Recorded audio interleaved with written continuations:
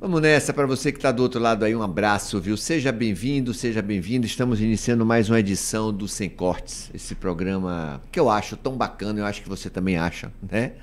Tão legal, de entretenimento, de informação. Aqui, como eu digo, ó, é uma verdadeira sala de aula com grandes professores, são os nossos convidados, e você que está do outro lado. O nosso agradecimento ao Bahia Notícias, agradecer a Ricardo Luzbel, a nossa querida Rebeca, toda a equipe do Bahia Notícias, esse portal tão legal, tão informativo, né?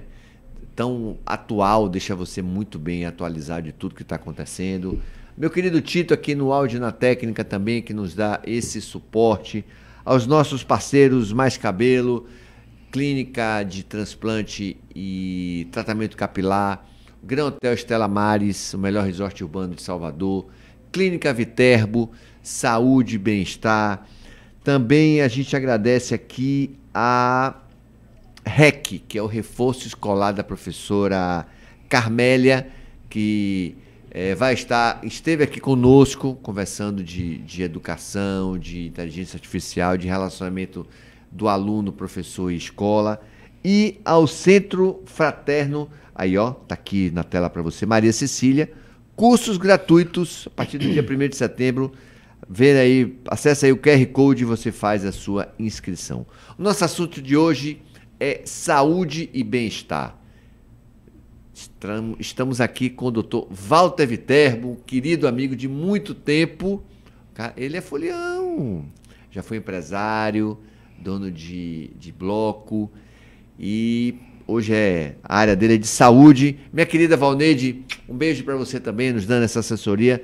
Doutor, bem-vindo.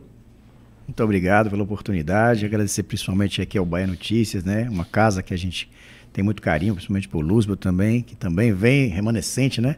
Essa nossa amizade aí vem do tempo do carnaval, como a gente chama, né? Não que hoje não seja tempo de carnaval, mas eu diria que somos dos primórdios, né? Somos aqueles que trouxeram a barra para a realidade, né? Tirou um pouco, dividiu um pouco o Carnaval da Avenida. Já foi assim uma visão bacana naquela época, os blocos alternativos, né, que começaram, e grandes amizades surgiram ali, grandes aprendizados surgiram ali. Acho que tudo que eu tenho hoje aplicado no meu dia a dia tem sempre um degrau ali naquela era, né, dos anos 90 até 2000, onde tivemos a grande oportunidade de viver uma fase fantástica, né? Não só da música baiana, eu acho que foi o grande auge, como também dos blocos e, como eu disse, o grande aprendizado do lado empresarial e as grandes amizades que a gente nutre até hoje, né? Não tenha dúvida nenhuma. Como eu falo que nós fomos alunos do Colégio Marista e ficaram as amizades. Você pode não ver a pessoa 30, 40 anos e quando você se encontra é uma alegria enorme. Meu querido Dr. Walter Viterbo, minha primeira pergunta é o seguinte: a humanidade está doente. A gente assiste nas TVs, nos canais de comunicação, filas quilométricas nos hospitais, nas clínicas, suicídios, bullying, dores de coluna, dor de cabeça, cirurgia, jovens infartando, enfim. Eu queria que você desse uma geral aí. A atualidade hoje do ser humano, Dr. Walter. Excelente pergunta. Eu acho que a gente ficaria aqui uma semana falando sobre isso. Calma que a gente tem meia hora só. Então Valneide já está me olhando ali, já está cronometrando. Sem estresse, né? Vamos lá. Eu acho que tem um fato pontual e atual que a gente pode destacar para começar essa conversa. Chocou a humanidade que eu falo assim, o público da internet, um cara muito forte, agredir com 60 socos a namorada. 61 socos. Chocou. Mas mais chocante, e quando você pergunta se a humanidade está doente, a gente vê, não sei se é verdade, mas viu a notícia, de que mais de 1.500 mulheres estão interessadas nele pela atitude bizarra, absurda, inaceitável, né? Esse é um caso de polícia.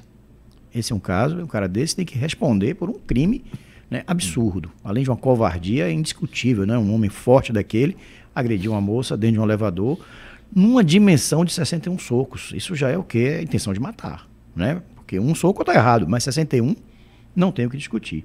E aí você pergunta, a humanidade está doente? Bom, essas 1.500 pessoas, se forem verdade, estão achando isso bonito, estão atraídos por essa pessoa que eu considero uma pessoa perigosa para a sociedade. E elas estão dizendo que isso é bacana, a gente tem que reavaliar. Então a gente tem visto o advento da rede social, né, é algo que tem um pouco mais de 20 anos. Começamos talvez com o Orkut, né, o próprio Facebook, o Instagram hoje mais forte. Acho que a rede social ela tem uma importância em determinar conceitos, em determinar posições. Como no passado a gente tinha o rádio ditando, depois a televisão, né? Nos anos 80, como a gente citou, 90, a Rede Globo ditava o que queria. Ditava o óculos, ditava o cabelo, ditava a moda, até certo ponto positivo, sem problema. Mas quando você tem essas tendências direcionadas por pessoas ou comportamentos patológicos, isso tem uma influência muito grande que vai lá para a infância, para a adolescência, de pessoas que não têm o discernimento, não têm a capacidade de perceber o quanto aquilo pode ser perigoso para a sua saúde. Então a gente tem uma quantidade de pessoas adoecidas mentalmente muito grande. Após o Covid, esse número tornou-se, né, a pandemia, 2 anos de pandemia foram significativamente importantes para piorar esse quadro, e a gente compreende, todo mundo com medo de morrer, os amigos que morreram, os parentes que morreram, perdeu o emprego, ficou trancado dentro de casa, muita separação, agressões. A gente viu que foi um momento atípico, né? A gente viveu uma das pandemias da história da humanidade. Como tiveram outras, a gente viveu a nossa. E a gente viu que isso é ruim. Mas a gente precisa tentar se curar, tentar se tratar. Então, a sociedade está adoecida, os conceitos equivocados, né, o exagero das publicidades. A gente vê hoje pessoas que se suicidam porque não conseguiram ficar com o cabelo mais bonito do que o outro. Né? Há justificativas para jovens perdendo, tirando sua vida, porque estão mais preocupados em agradar as outras pessoas. E hoje, com o advento da rede social, tudo tem que ser fotografado, tudo tem que ser filmado, tudo tem que ser postado. Então transforma isso em uma forma ainda mais agressiva de concorrência, de estar todo mundo tendo que estar, de todo mundo daquele mesmo jeito. E se não houver um preparo psicológico, principalmente no núcleo familiar, principalmente na escola, principalmente no núcleo psicoterápico ao redor, a gente vai ter uma sociedade ainda mais adoecida, com comportamentos ainda mais perigosos e que poderão gerar aí uma outra geração muito mais adoecida. Né? Só para concluir essa fala, às vezes a gente escuta assim, poxa, que mundo deixaremos para nossos filhos, né? E eu pergunto, que filhos deixaremos para nosso mundo? Não dá para você pai, você mãe, tirar a sua responsabilidade de formar um filho melhor para o mundo. Não basta culpar o mundo porque não está entregando um bom filho. O filho é a responsabilidade do pai e da mãe. Boa, doutor Walter Viterbo, que eu não fiz a apresentação. Além dele ser um médico anestesista, ele é agora médico acupunturista, né? Doutor, me diga uma coisa, até onde vai o poder da acupuntura? Outra ótima pergunta, né? Rapaz, eu estou inspirado hoje. Ótimo, muito Minha bom. Amiga Valneide, eu tô inspirado, viu, Tito? Gostou? Mais um aí, ó. A gente, é bom esclarecer, tá? A acupuntura é uma especialidade médica, porém, há mais de 2.000 anos, ela é uma medicina utilizada no Oriente, principalmente na China, no Japão, na Coreia, e que, através da agulha que é passada pela pele, existe um estímulo. Eu queria só lhe fazer uma pergunta aqui. Eu fiz uma entrevista uma vez com meu amigo Albert, da Caverna do Dragão. Fizemos uma tatuagem aqui. Tatuagem, né? Aí eu queria saber de você o seguinte, se a gente consegue fazer um programa aqui, você fazendo a sessão de acupuntura. A sessão de acupuntura? Tranquilamente. Pode? Claro. Vamos marcar? Sem dúvida. Preciso trazer o algodão, o álcool, a asepsia, viu, amiga né, Valneide? a luva, tudo que for para tornar o ambiente, caixa para colocar a agulha depois. Então a gente tem que criar uma estrutura. Então já se organiza, que a gente vai fazer ao vivo aqui. Pronto. A acupuntura com o Dr. Walter Viterbo. Sem problema. Mas só respondendo, então assim, a acupuntura é igual acender uma lâmpada. Né? A gente quando passa pela pele é como se fosse apertando um interruptor.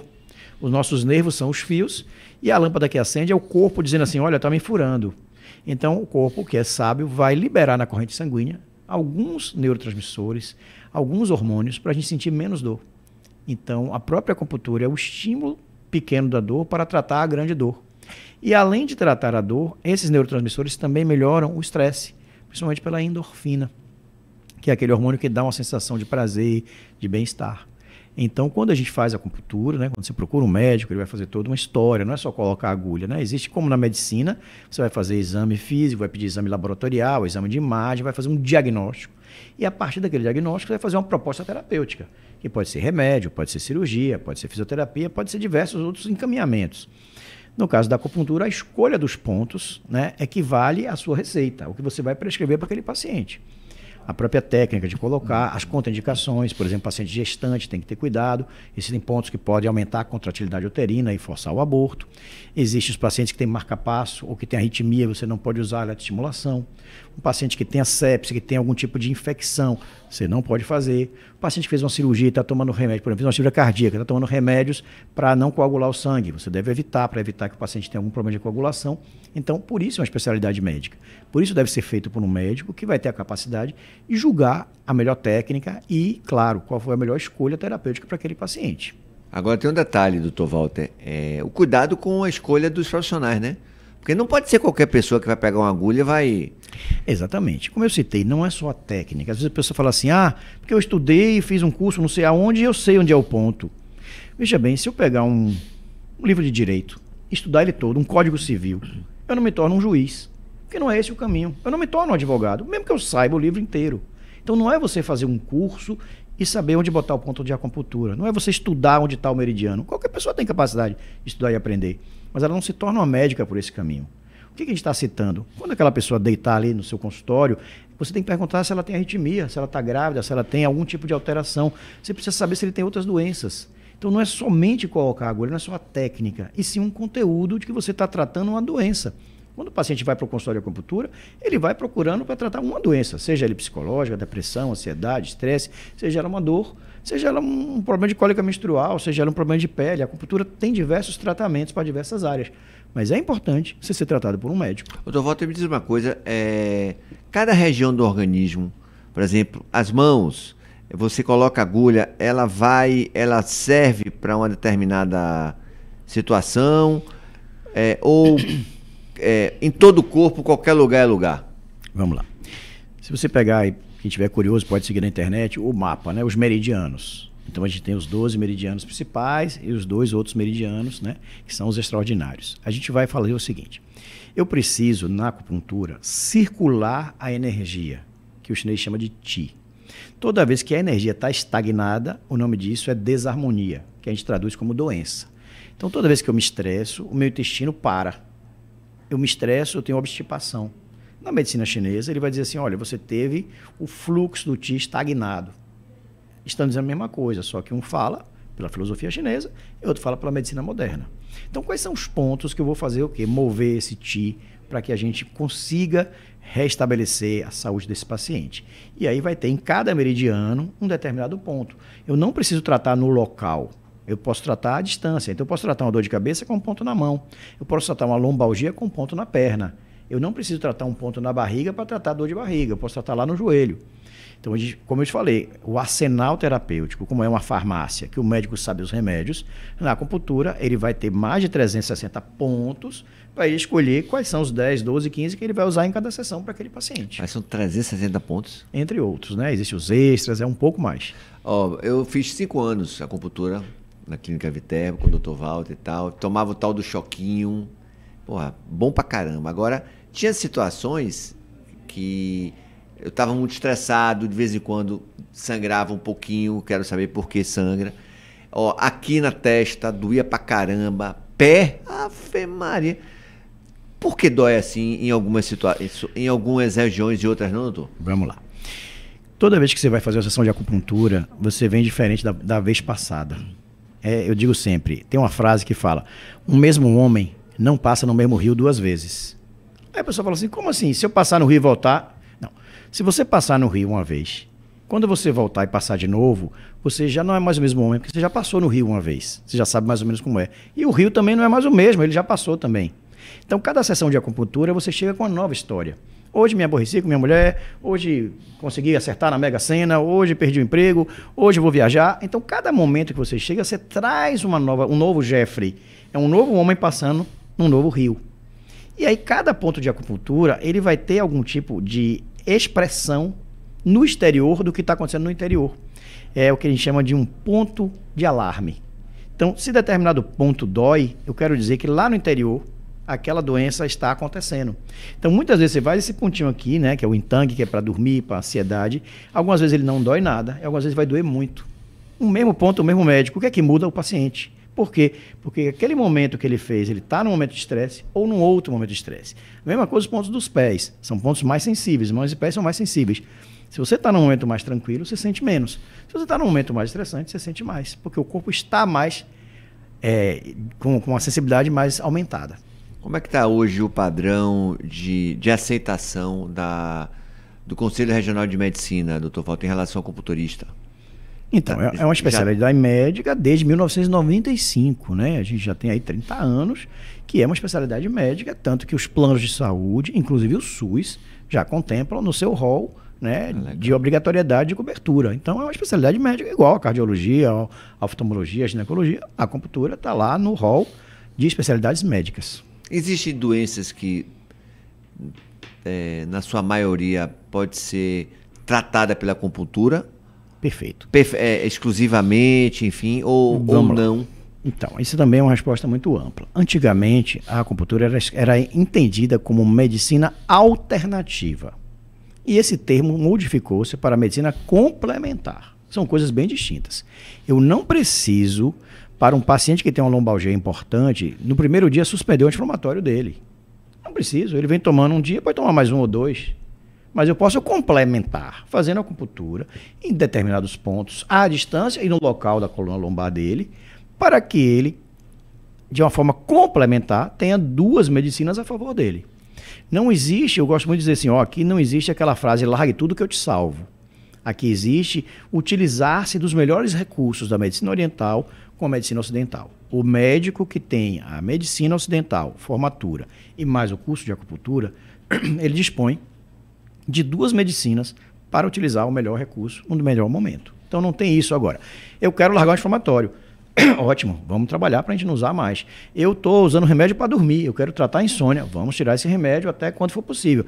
Eu quero largar o antidepressivo, vamos largar esse antidepressivo. Mas não existe na primeira sessão você dizer, largue tudo que eu te salvo. Existe um tratamento com responsabilidade, com conhecimento e principalmente você vai testar até onde e quando aquele paciente pode começar a deixar aquela medicação e passar a ter uma outra forma de tratar aquelas queixas dele ou até curar aquelas queixas sem remédio, usando só a acupuntura. Você para um médico cardiologista, o cara gordo e fumante deve ser um problema sério, né? E aí eu te pergunto o seguinte, Dr. Walter Viterbo também faz acupuntura? Claro, né? A gente tem na faz em si e também os nossos colegas. A gente tem hoje 22 médicos, então de vez em quando, ao final do turno, um médico chama o outro, deita lá e faz uma sessãozinha também para relaxar. Afinal de contas, o médico também tem que estar preparado, né? Tem uma frase árabe que diz assim, um bom médico é aquele que tem sido um bom paciente.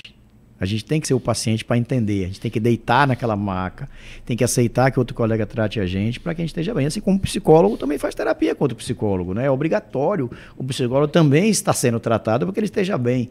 Então é importante que o médico se cuide no geral, não só faça acupuntura, né? Mas o médico faça reeducação alimentar, faça atividade física, evite, obviamente, gordura, fritura, cigarro, álcool. O médico tem que fazer também o bom exemplo, né? Tem que dar o bom exemplo. Recentemente a gente perdeu um primo, amigo, cardiologista queridíssimo, que infartou. Doutor Walter, a gente sabe como o mundo está hoje, né? Assim, de não poder falar isso, não poder fazer aquilo, de não tocar e tal. Outro dia eu estava numa academia, o professor chegou para mim, rapaz, eu estou muito triste aqui. Eu digo, o que foi que aconteceu? Eu tinha uma pessoa que estava fazendo a musculação errada e tal, e aí eu fui ensinar ela, toquei nela assim, eu digo, você errou. Mas zero de maldade. Então a pessoa foi na diretoria da academia, papapá. Em relação a vocês, como é essa situação de toque, de assédio das agulhas com as pessoas? Excelente pergunta, mais uma. Hoje você está brilhante. Aí. Está brilhante hoje, suas perguntas estão excelentes. E acho que o nosso público vai gostar, né, das perguntas e das respostas. Veja bem, esse é um cuidado que eu tive pessoalmente há 21 anos atrás, quando eu comecei. Eu falei assim, no meu consultório, eu não quero chave, não tem chave. Nossas portas não têm chave, a pessoa pode entrar e abrir. Não existe chave. O meu consultório de acupuntura, quando eu for agulhar o paciente, eu quero misto, coletivo. Não tem sala isolada. Toda sala tem mais outro paciente do lado. E eu quero sempre, do meu lado, uma pessoa, uma técnica de enfermagem, um auxiliar de consultório, que vai me ajudar depois a tirar as agulhas.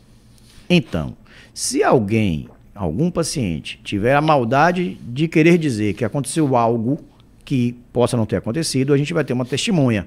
Geralmente um paciente do lado e geralmente outra pessoa que trabalha no consultório. Eu acho que isso já inibe, já evita os dois lados. De um lado, os próprios profissionais, os médicos, no sentido de dizer, boa, eu não estou aqui sozinho, né? Eu não vou fazer a bobagem de assediar alguém quando tem aqui minha funcionária, minha colaboradora ou do lado. Então, eu acho que já cria um ambiente que dificulta. Não quero dizer que ser humano é perfeito, que as pessoas não erram, não quero dizer isso. Mas, assim, o nosso cuidado é, obviamente, que o paciente vai ser tocado, a gente vai precisar examinar, a gente vai buscar ponto gatilho, a gente vai tocar nela, a gente vai agulhar ela, a gente vai mexer, vai fazer bloqueio. Existe toda uma parte aceitável, como você vai na fisioterapia, como você vai na massoterapia, porém, existem os limites do respeito, né, da ética médica, do juramento, e, obviamente, como eu citei, se o ambiente já não permite algo, eu já estou ajudando. Então, eu tenho um ambiente coletivo, com mais de um paciente separado por cortinas, como você conheceu, com a funcionária do lado, né? Então, a gente já dificulta essa questão. Houve aí um toque, um excesso a mais. Agora, vamos reconhecer que o mundo está um pouco exagerado.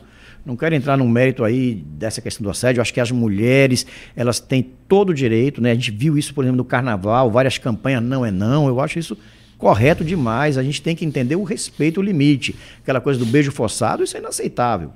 O assédio em si, ele tem que ter um limite.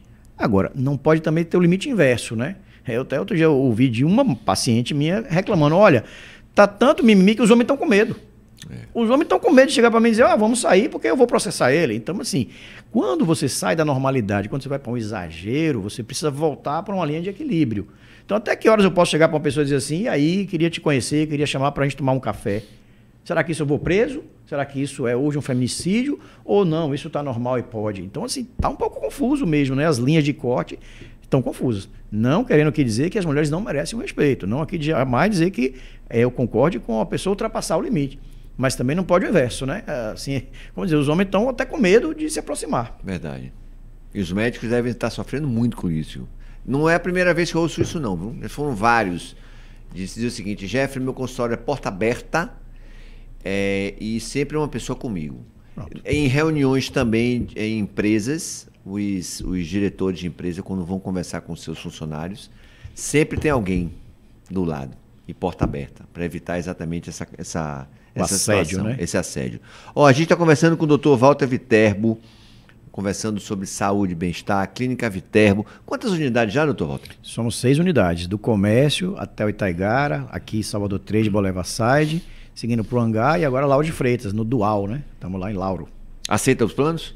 Quase todos, os melhores. Como é que o plano hoje está lidando com as clínicas? Como é que está essa relação? Olha, eu diria que não é uma relação de 2, é uma relação de 4 insatisfeitos. É um quadrado, a gente outro dia fiz uma palestra lá, pessoal, um abraço lá para Lucas Vasques, né? E eu coloquei lá que Galvão Bueno criou o quadrado mágico, né? Que seria aquele quadrado de Ronaldinho e Adriano, outro Ronaldinho e Kaká, e que foi um quadrado trágico. Não rendeu nada, não ganhou nada. Eu diria que o plano de saúde hoje é um quadrado trágico, porque o plano, ele acha que ele cobra barato, mas você acha que você paga muito. Aí o hospital acha que recebe pouco, mas o plano acha que paga muito. O médico também acha que recebe pouco, mas o plano acha que paga muito. Então você tem o paciente que está insatisfeito, o plano que acha que está entregando muito e cobrando pouco, o hospital e o médico. Então é um quadrado trágico, onde cada um defende o seu. Não estou dizendo aqui que tem certo nem errado, não acho que todos os planos estão errados, não é isso. Mas assim, o que é verdade é que existe um dinheiro que esse plano precisa gerir, e muitas vezes você tem muito gasto para uma determinada área e não sobra para outra. E aí o plano tem que fazer aquelas engenharias de botar alguém para pagar a conta, onde muitos estão perdendo para que poucos ganhem. Então, infelizmente, há hoje uma medicina muito cara e a outra, mais básica, às vezes tem que pagar essa conta. Então, assim, a gente sofre muito nesse relacionamento. Obviamente, com alguns é muito tranquilo, muito bacana, muito respeitoso, mas com alguns outros, a gente, não só a nossa clínica, mas outros, tem bastante queixas, né? Em relação a valores, pagamentos, e você vê coisas assim que é inaceitável. Olha, ele paga hoje R$10, aí amanhã ele fala assim, não, agora é 9. Não, mas tudo aumenta, como é que eu vou diminuir? Mas está em crise, se não quiser, aí agora tem muita gente querendo. Então, assim, são propostas que às vezes você pensa, olha, é melhor não continuar uma relação dessa. Porque cada vez mais vai ser uma relação desigual. A gente teve aqui alguns programas atrás a doutora Andréa Brito, que é advogada, ela que é coordenadora do curso de Direito da Faculdade de Uninasal, falando de direitos e deveres dos planos de saúde e dos pacientes com transtorno. A acupuntura funciona, é um bom auxílio, ajuda no tratamento dessas pessoas com transtorno, doutor Walter? Está falando dos autistas? Isso. Assim, tudo que for no sentido de diminuir a ansiedade, diminuir o estresse, você vai ter algum tipo de resultado. O problema é que nem sempre o paciente autista, ele tem uma aceitação. Nem sempre o paciente autista, ele aceita ficar no ambiente, ele concorda. Então, depende do grau como a gente chama de espectro, né? Existe um espectro do autista que é menor, e existe um espectro do autista que ele é muito avançado.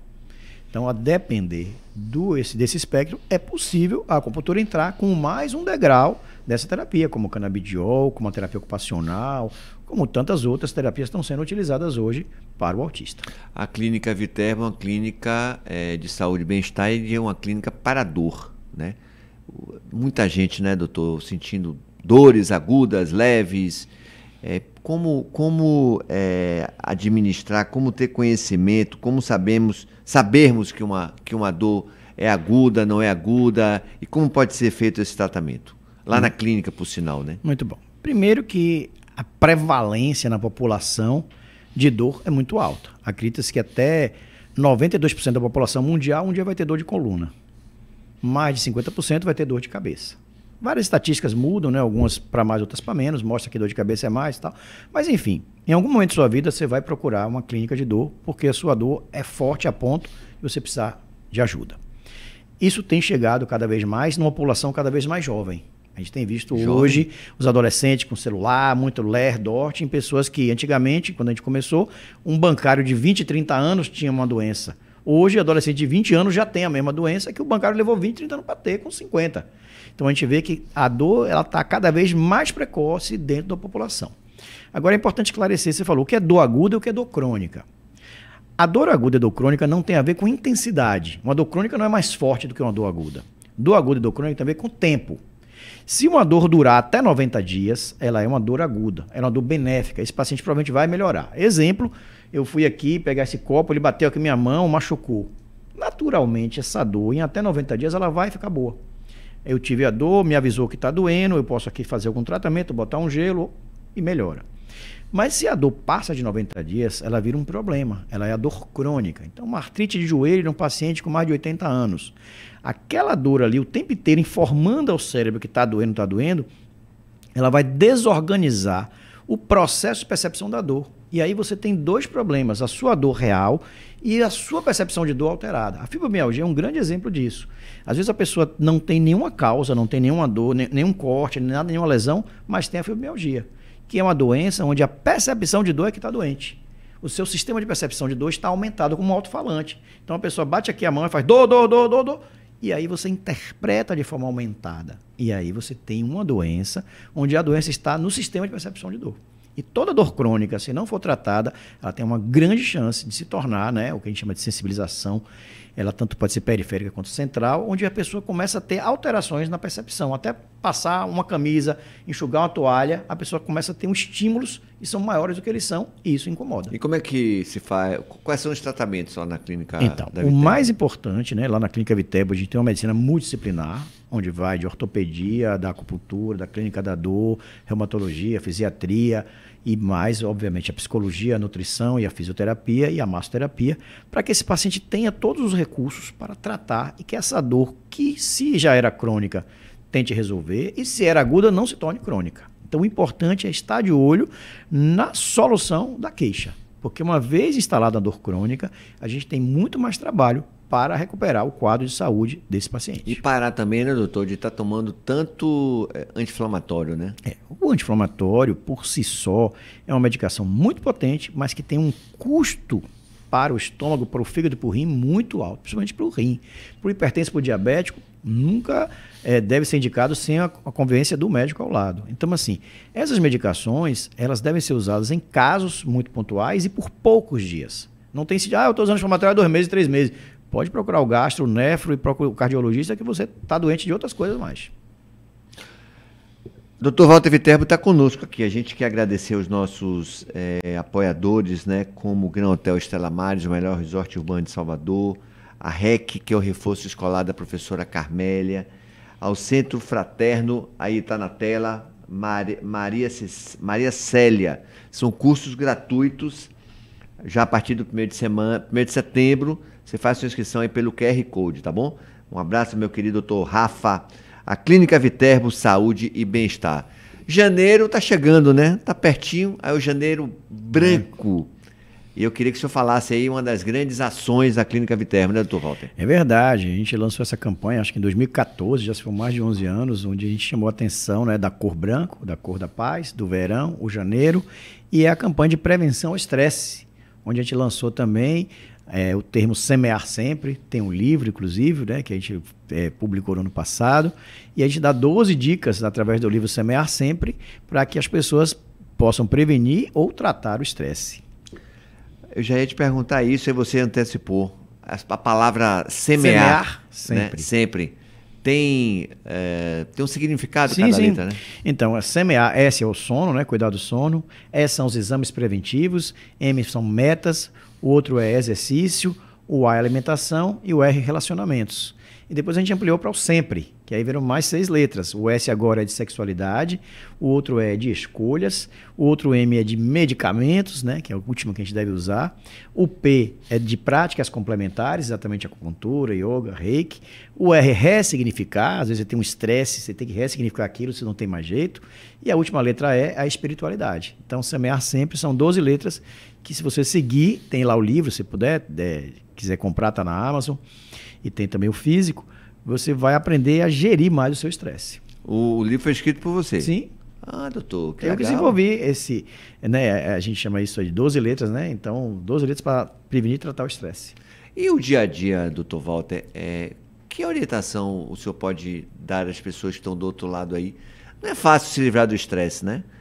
Não é fácil você se livrar de problemas, não é fácil você ter pepinos para serem resolvidos. Pois é, se você seguir o Semear Sempre, tem várias dicas sobre isso. Quando você falou, por exemplo, eu não posso me livrar do trânsito, então minha meta é sair mais cedo. Eu não posso me livrar de um chefe porque eu quero aquele trabalho, mas ele está jogando duro comigo, então eu ressignifico, não vou me importar. Eu não quero ficar carregando nas costas porque eu me estressei há 20 anos com uma pessoa e até hoje eu sinto raiva. Faça uma escolha esquecer. Então, semear sempre é uma chance bacana para você seguir as 12 letrinhas, prevenir e tratar o estresse. E aí você também está sempre fazendo reuniões, aulas, simpósios, seminários, e agora vai rolar a jornada de acupuntura dia 15 e 16 do 8, doutor. Isso. Para quem onde vai ser? É a 7ª Joneade, são 7 anos já seguidos, inclusive os 2 de Covid, a gente sobreviveu e fez online, mas não parou de fazer, então estamos para o 7º ano. É o maior evento, né, norte e nordeste de acupuntura e clínica da dor. Esse evento ele tem um objetivo de mostrar para os estudantes de medicina e para os médicos que a dor é responsabilidade de todos. A gente sempre chama atenção que, independente da sua especialidade, independente do que você vai fazer enquanto estudante, independente do que você já é hoje um especialista, você não pode deixar de saber os princípios de tratamento da dor. Então, esse evento, no dia 15 e 16 de agosto, que vai ser no Salvador Trade Center, teremos 22 especialistas diferentes. Vai ter nutrólogo, vai ter urologista, vai ter ginecologista, pediatra, reumato, fisiatra, ortopedia, acupuntura, clínico da dor, intervencionista em dor. Então, todas as especialidades médicas vão estar discutindo, nas suas respectivas áreas, opções de tratamento da dor.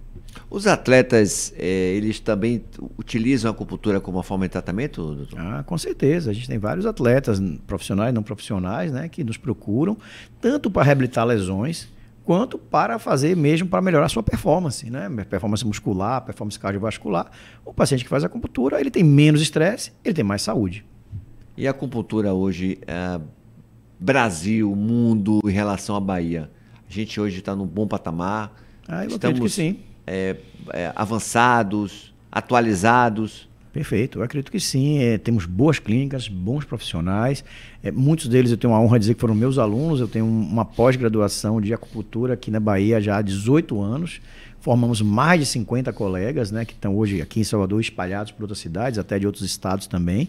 Mas assim, é uma especialidade que cresceu, que se organizou, qualificou, melhorou as provas de título para que as pessoas realmente valorizassem, estudassem, tivessem um título que tem valor hoje, ou seja, não é qualquer um que consegue passar na prova, não é qualquer um que faz o curso. Então a gente tem uma especialidade realmente respeitada, crescente e principalmente mostrando resultados com segurança para a sociedade. Dr. Walter mudou de anestesista para acupunturista. Por que essa mudança, Dr. Walter? Na verdade, eu sempre amei anestesia, amo, morro de saudade. Ainda pratica? Não, foram 15 anos, mas há 10 anos eu decidi focar no meu outro objetivo da minha clínica, que é uma clínica de dor e de acupuntura. Na clínica da dor, eu consigo ainda fazer alguns procedimentos, né, chamados de bloqueios. Eu consigo prescrever medicações, eu tenho bloqueio venoso, eu uso a ketamina, por exemplo, que é uma medicação que a gente usa para anestesia, eu prescrevo canabidiol, eu tenho os procedimentos de ácido hialurônico, por exemplo, em articulações, tem procedimentos de bloqueios nervos periféricos, então isso me dá um consolo de ter saído do centro cirúrgico e não ter parado de fazer anestesia. Não é anestesia para cirurgia, mas é anestesia para dor. E a acupuntura foi algo que surgiu, né, sem uma lógica, assim, por acaso, por amigos, e que me deu mais alegria de trabalhar. Eu gosto muito de centro cirúrgico, mas eu acho que minha veia é uma veia de relação médico-paciente. E o anestesista, ele não tem essa oportunidade. Às vezes ele conhece o paciente na hora da cirurgia, porque a consulta pré-anestésica foi feita pelo colega do outro plantão. Verdade. Ele lê uma ficha, fala assim, ô Jeffrey, tudo bem? Você vai operar aqui, tal coisa, né? Tá. Tem doença? Não, tá bom. Bota a medicação, você dorme, você vai ver, nunca mais vai encontrar com aquele médico, com aquele paciente. Não vão se encontrar mais. Se você não coincidir de outra cirurgia com aquele médico.